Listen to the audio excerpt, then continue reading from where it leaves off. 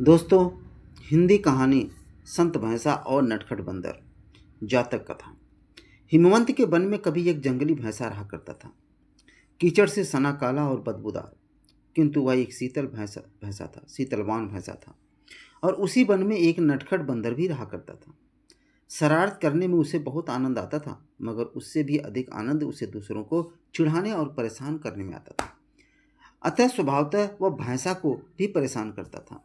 कभी वह सोते में उसके ऊपर कूद पड़ता, कभी उसे घास चरने से रोकता, तो कभी उसके सींगों को पकड़कर कूदता हुआ नीचे उतर जाता, तो कभी उसके ऊपर यमराज की तरह एक छड़ी लेकर सवारी कर लेता।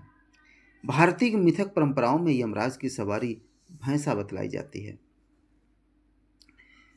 तो दोस्तों, उसी वन के एक वृक्ष पर एक यक्ष रहता था।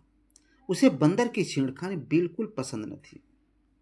उसने कई बार बंदर को दंडित करने के लिए भैंसा को प्रेरित किया, क्योंकि वह बलवान और बलिष्ठ भी था।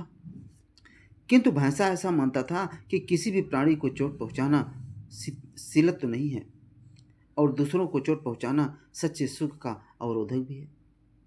वह यह भी मानता था कि कोई भी प्राणी अपने कर्मों से मुक्त नहीं हो जाता। कर्मों का फल तो सदा मिलता ही है, अतः बंदर भी अपने बुरे कर्मों का फल एक दिन अवश्य पाएगा। और एक दिन ऐसा ही हुआ, जबकि वह भैंसा घास चरता हुआ दूर किसी दूसरे वन में चला गया, और संयोगवश उसी दिन एक दूसरा भैंसा पहले भैंसे के स्थान पर आकर चरने लगा। तभी उछलता कूदता बंदर भी उधर आ गया। बंदर ने आवन देखा ताव, अपूर्वतः वह दूसरे भैंसा के ऊपर चढ़ने की वैसे ही धृष्टता कर बैठा, किंतु दूसरे भैंसा ने बंदर की शरारत को सहन नहीं किया और उसे तत्काल जमीन पर पटक कर उसकी छाती में सींग घुसेड़ दिए और पैरों से उसे रौंद डाला। क्षण मात्र में ही बंदर के प्राण पखेरु उड़ गए। तो दोस्तों, ये कहानी आपको कैसे लगी? इस कहानी को सुनकर आप सब्सक्राइब जरूर करें। Thank you.